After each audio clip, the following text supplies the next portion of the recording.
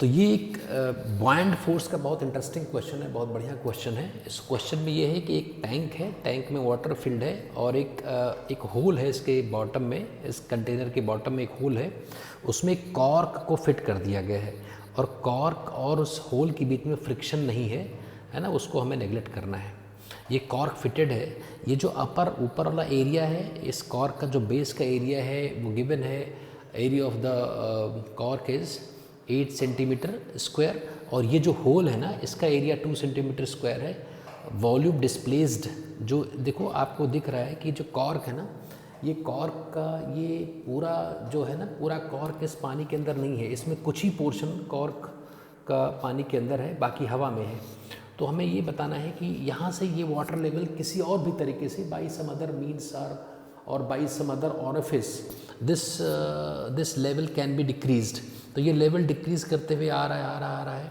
तो हमें ये पता करना है कि भाई कितने टाइम के बाद किस हाइट पर ये जो कॉर्क है ये ऊपर उठ जाएगा, ये हमें पता करना है।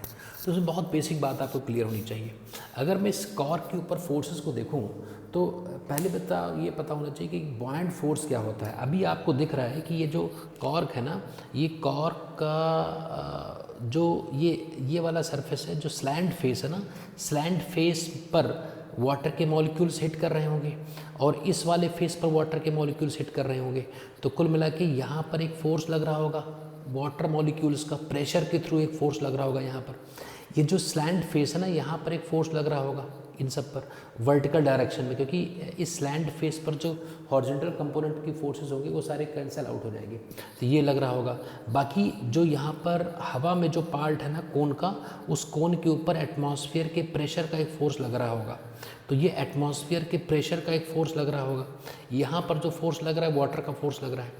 अभी ये एक वेट लग रहा होगा नीचे की तरफ, इसका वेट फोर्स लग रहा होगा, ये सारे फोर्सेस लग रहे होंगे। तो इसमें ये हमें देखना है कि जो इमर्ज्ड पार्ट है ना उसके ऊपर बॉयंट फोर्स कितना लग रहा है। तो अगर ये कम्प्लीटली इमर्ज होता, पूरा इमर्ज होता, जो पार्ट आपको दिख रहा है उसमें वाटर के मॉलिक्यूल्स इस वाले ना बॉटम वाले फेस पर, जो ये होल के अंदर जो पार्ट है वो पानी के मॉलिक्यूल से कांटेक्ट में नहीं है।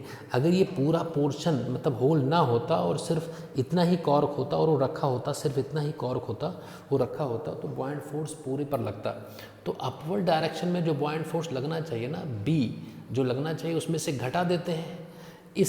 इस वाले सरफेस पर जो फोर्स लग रहा है, वाटर के मॉलिक्यूल इस वाले सरफेस पर नहीं है, तो इन सरफेस पर वाटर के मॉलिक्यूल का फोर्स घटा दें तो हमें वाटर का कुल वर्टिकली अपवर्ड फोर्स मिल जाएगा।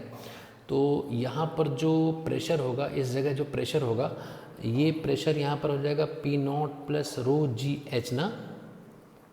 तो हम यहाँ से घटाने जा रहे हैं P0 प्लस रो जी एच, ये तो प्रेशर हो गया बॉटम में, इनटू इसका जो एरिया है ना, इस होल का एरिया, तो होल का एरिया 2 सेंटीमीटर स्क्वायर है ना, एरिया ऑफ होल, स्मॉल ए से मैं लिख देता हूँ एरिया ऑफ होल को।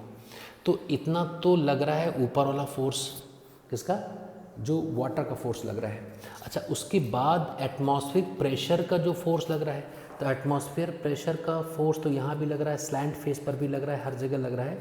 तो P0 को अगर मैं मल्टीप्लाई कर दूँ इसके प्रोजेक्टेड एरिया से, जैसे किसी भी अगर पैरेलल बीम ऑफ लाइट या पैरेलल कोई भी फोर्स लग रहा है किसी भी इस टाइप के सरफेस पे जो 3D फेस है, तो इसका जो प्रोजेक्शन होता है ना, अगर इस पार्ट का जो बाहर है, इस कंटेनर के बाहर है, उसके ऊपर अगर लाइट डाली जाए तो बाहर वाले पार्ट की शैडो केवल ये जो होल है ना इस बॉटम में, इसी के इक्वल हो जाएगा।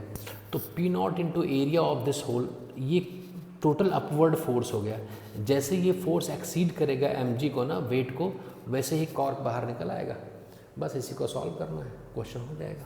सिर्फ इसमें ये वाला पॉइंट आपको ध्यान में रखना था कि जो कॉर्क का वो पोर्शन जो पानी के अंदर है उसके ऊपर फोर्स कैसे निकालेंगे। तो मान लो कॉर्क पूरा पानी के अंदर होता तो बॉयंट फोर्स पूरा लग रहा होता, उसमें से घटा देना है ना वो पोर्शन, उस पर वो फेस पर वो फोर्स जो पानी का फोर्स नहीं लग रहा है उतना मैंने घटा दिया।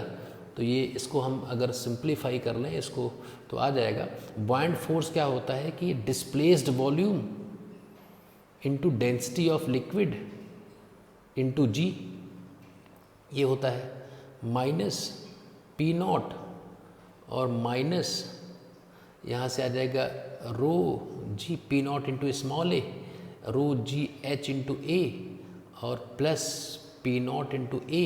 जैसे ज़्यादा होगा एम जी से वेट से वैसे ही ये एक्सीड कर जाएगा। तो ये एक पार्ट है। अच्छा अब इसमें देखो भाई सब कुछ गिवन है, ये तो कैंसिल आउट हो गया, बहुत आसान हो गया। डिस्प्लेस्ड वॉल्यूम कितना है वाटर का गिवन है। जो पार्ट पानी के अंदर है कॉर्क का, उस कारण से जो पानी डिस्प्लेस हुआ है वो गिवन है 80 सेंटीमीटर क्यूब। तो 80 सेंटीमीटर क्यूब यहाँ पर लिख लेते हैं और ये जी भी कैंसिल हो जाएगा देखो हर जगह से। तो और डेंसिटी ऑफ वाटर सेंटीमीटर मतलब सीजीएस स्केल में 1 होगी और यहाँ से माइनस हाइट कितना है, हाइट हमें निकालना ही है और into area of this hole, hole का एरिया है 2 सेंटीमीटर स्क्वायर। तो 2 greater than g, g cut गया है, mass, mass of the cone, the conical cork is 40 gram, ये भी गिवन है। तो यहाँ से 2h जैसे ही कम होगा है ना, 2h कम होना चाहिए 40 सेंटीमीटर से, तो h कम होना चाहिए 40 सेंटीमीटर से। तो इसका मतलब नहीं 20 सेंटीमीटर से, ये 20 सेंटीमीटर से जैसे कम होगा ये निकल जाएगा। तो पहला पार्ट ये है, इसमें आसानी से आप देख सकते हो। तो इस तरह से हम इसका जो पहला, इसमें शायद बी ऑप्शन होगा, तो ये बी ऑप्शन हो गया, आसानी से आप निकाल सकते हो। तो की कंसेप्ट है जिसमें बॉयंट फोर्स अगर आपको बहुत पता होगा कि कितना होता है। बॉयंट फोर्स किसी भी लिक्विड में है ना, किसी भी फ्लूइड में कोई भी सब्सटेंस अगर रखा हुआ है तो उस सब्सटेंस के हर सरफेस पर उस लिक्विड के पार्टिकल्स फोर्स लगाते हैं।